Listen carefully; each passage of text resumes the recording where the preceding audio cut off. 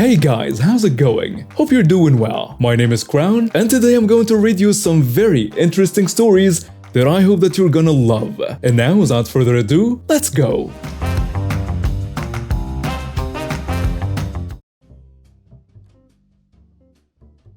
A little backstory. I'm a Vietnamese/American. I was born in the US, but I have Vietnamese origins. I went to visit the city in Vietnam where my mom grew up, Da Nang. For those of you who don't know, Da Nang is a beautiful city with skyscrapers and a beautiful community. The houses are well built and it's very advanced. It's considered by some as Vietnam's pride.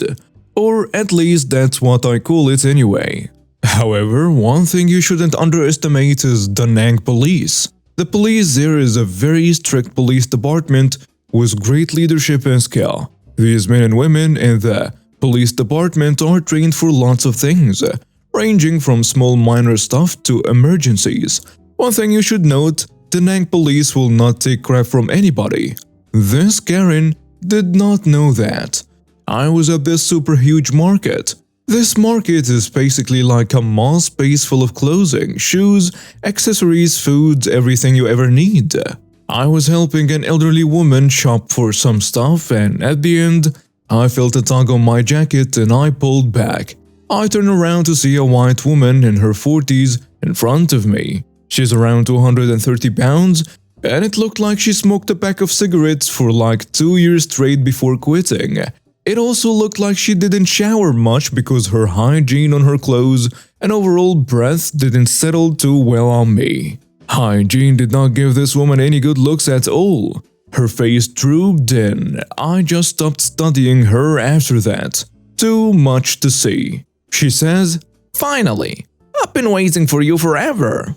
I saw her walking the aisle about 5 minutes ago. Can I help you?"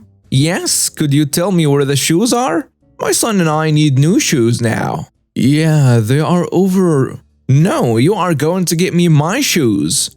I'm not walking there, it's too far. Get them for me now."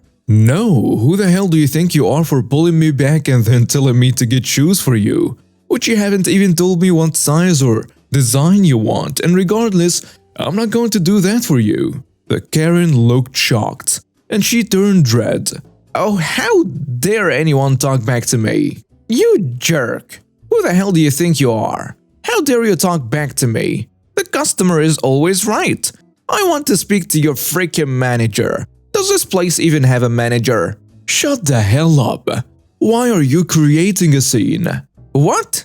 How could an employee like you talk to me like that?" It clicked in my head that she thought I was an employee. I just burst out laughing. "Are you laughing? What for?" I got an idea. I'll play along. "Yes, I work here, but hell no am I serving white crab like you." The Karen went full berserk mode. She pushed me against a shelf and a few things fell on me. Then she stomped away. The end. Yeah, no, just kidding. I thought it was the end. It certainly wasn't. She comes with a person in charge of the market. Me and the manager exchange greetings in Vietnamese and the manager turns to the woman. And the conversation ensues. The manager tells her, he no work here. He customer. "He does work here, he said it himself." "Please, no yell. Yell no okay. You are just covering for him, you stupid jerk. You people are the freaking worst." I'm shocked, but the manager seems unfazed. She doesn't seem to understand what that means. I told her in Vietnamese what it meant and she got taken aback and looked horrified. "The hell are you saying in Chinese? You should have the balls to tell me." "Sure, and it's Vietnamese, not Chinese." I was basically translating to her in Vietnamese what you just said to us. She didn't understand English. "You sly jerk. That's not what you said." Yes, it was. The Karen punched the manager in the face. The manager got knocked out, and Karen attempted to hit me. I kicked her in the side of her leg and elbowed her back. I took out my phone and dialed 113. Within minutes, 4 police cars surrounded the front entrance of the market outside. Officers in black uniforms and tactical vests and helmets, and regular officers in green uniforms surrounded the aisles from both ways. They asked me to step away, I did, and the officers attempted to arrest her, and by attempted, I mean attempted. The giant elephant kicked the officers in the legs and tried to run away.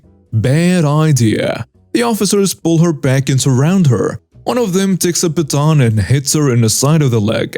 The other officers kick her in the back of the leg and make the arrest. She was literally carried out of the market, handcuffed, and into a car. Some paramedics came inside and helped out the manager, and I decided I was done shopping and just paid and left to go to the hotel room. So this happened to me about September last year. I was wearing a light blue button-up shirt, jeans, and formal black slip-on shoes. And I was with my grandma, an amazing old lady that would do anything for anyone and never wants anything in return other than for the person to pay it forward. I've grown up my whole life following those words. So I'm at the local supermarket with my elderly grandma doing some shopping. Walking through the store just grabbing bits and bats. Anything we need, obviously, talking to her through the store, helping put things into the carts, grabbing stuff from tops of shelves that she can't reach. You know, the kind of thing anyone would do. And it was at this point on, hell would drop a Karen right in front of me. Grandma says, "Oh, I was thinking about doing some cookies for us to share and enjoy. Would you like that?" I should note my grandma is very well aware of everything. She has full motor skills and is actually a very good baker even now. You'll never see her not doing something like gardening, baking, sewing, knitting.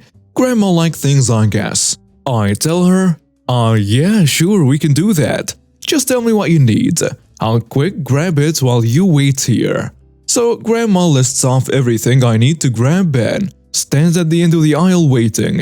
I run off grabbing a few items, showing her from down the aisle to confirm the brand or the type she wants. When the clearing of the throat sounded behind me, I turned around slightly, having a quick glance. It was nobody, just someone actually clearing their throat. I was safe. Then the ill-fated tap on my shoulder.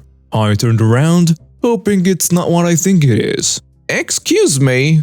Oh no. "When you're done waving them items around in the air, can you give me them?" Sorry, no. I'm buying these for myself and my grandma, but I can quickly grab you some from the top if you can't reach them yourself." "You're buying them yourself? That's very selfish of you. Buying items while on the clock, so unprofessional, and from a manager no less." She looks me up and down, seeing my clothes. I'm not a manager." She cuts me off though, snatching a box out of my hand. "Shut up and give me them now. I am going to call your corporate office for this." She pauses, looking at the box, and says, "I don't want this brand, give me the other." "Lady, I don't even work here. Give me that back, I'm buying it myself like I told you." My grandma at this point has walked away and found an actual employee, pointing Karen out while she continues on her rampage of calling corporate and getting me written up or even fired. That's when the store employee walks up.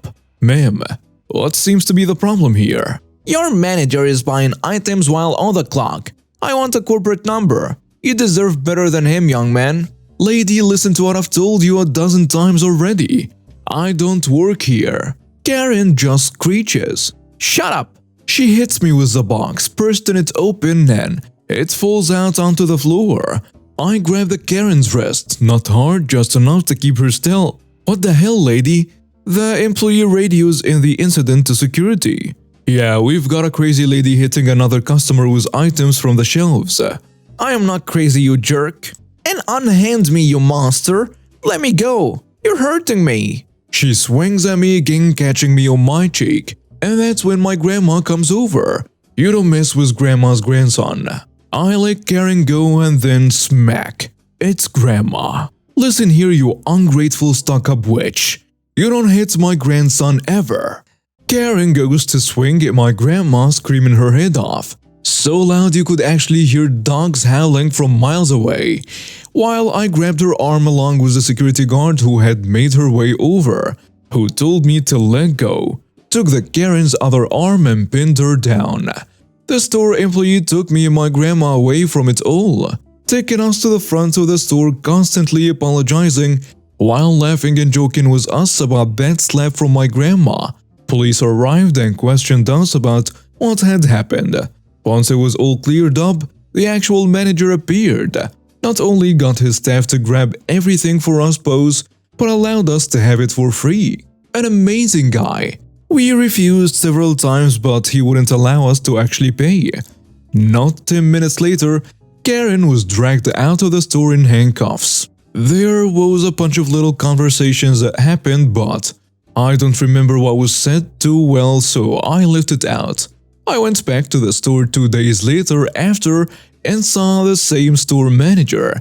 Asked him what actually happened with her. As far as he knew, she was an apparent reoffender of the same thing, and to his knowledge, she was still in a prison cell. I've since found out that she ended up doing 1,000 hours of community service and had to pay £250 in fines as well. That's a satisfying end for me. This year I got a new job that has been paying me very well. Therefore, for this Christmas, I decided to splurge on everyone. In particular, I spent a lot of money on my 9-year-old daughter, and she deserves 100% of it. She has been pushing herself in school, helping around in the house without being asked, and always being the kindest soul you'll ever meet. However, when my mother-in-law came early in the morning and saw how the gifts under our tree were much more than usual, she asked why.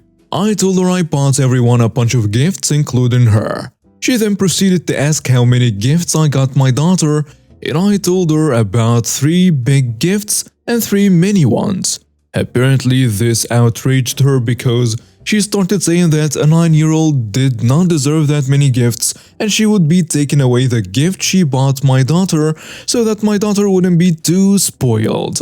I told her that was unfair, especially since my mother-in-law promised my daughter a doll for Christmas and my daughter was looking forward to it.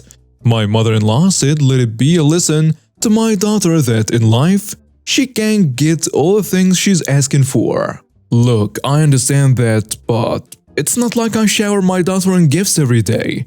And if anything, Christmas is a day you are supposed to spoil your children. But my wife told me to let it go, and it was her mother's gift and therefore she could do anything she wanted with it, and her mother agreed, saying it was her right. And if we were going to play with that ideology, then so be it. I decided to remove the $600 designer bag I got my mother-in-law, the thing I knew she wanted the most, and I gave her a $40 robe instead. Once my mother-in-law opened her present, she was disappointed, asking if that was all for me, because everyone else got increasingly more expensive gifts from me. And I said yes, and apologized if I disappointed her, but we can't always get the gifts we hope for. This left both her and my wife extremely furious. But hey, my mother-in-law got enough gifts. I wouldn't want to spoil her. I was at work yesterday at my new part-time job in a music store waiting on my next student when a lady walked in on a former customer and well-known Karen I had trouble with at my restaurant. She was always trying to get a free meal or discount. She went to the counter and talked to my boss briefly, and he pointed at me. All she said was, You can't be a teacher. You own a restaurant." I said, "Not anymore, ma'am. I sold it and I'm semi-retired. I stumbled into teaching last week." "But you cook. What do you know about music, huh?" "Well, I was a musician long before I owned a restaurant. I have a degree in music from MSU. I have been playing guitar since I was a young teen. I was a hair band rocker back in the day, but circumstances threw me into the food industry." "But you're a cook." A lady kept insisting, and we went over and over it again and again. Finally, Jane took a guitar off the wall, plugged it into an amp and began playing Jump by Van Halen. "Shows how much you know. Nobody plays left-handed." All I said was Jimi Hendrix. And if no one plays left-handed, why do they make left-handed guitars? I played several other songs for her to convince her. I said I know it's a big jump from restaurant owner to guitar teacher, but Brian May, lead guitarist for Queen, is an astrophysicist. He dropped out of college when he was in Queen, but went back and finished his degree. I also crochet, quilt, and draw as well as cook. I couldn't take wood chops in high school because of my epilepsy, so I took home economics. I taught myself how to play guitar as well as read sheet music. People can have more than one talent. She still kept arguing. But you are a cook, nobody changes careers at your age. Ma'am, I do work here, okay? I just started last week. Just let me give one lesson. If you don't like the way I teach, and you aren't able to play a song by the end of the lesson, I will quit. I will give you a refund out of my pocket, and you will never see me again, okay? She smiled at the thought of money out of my pocket. Okay, fine. Let's do this. So we sat down. I showed her how to properly hold a guitar and proper finger positioning. She was the most difficult student I had so far, and I proceeded to teach her the basic melody to orally. I taught her how to read tabs for guitar, but at the end of the hour she was playing orally on her own. Or some sour notes here and there, but it's still her first lesson. That was great. I recorded it on video for you so you can show your family. They'll be proud of you. If you give me your email address, I will send it to you or I can send it to your phone. Wait, I really played that? On my own? Yep. So? Do I owe you a refund or not? It was a big risk asking her that, I know. She thought about it and said, no, I guess not. So, will you be giving lessons all the time?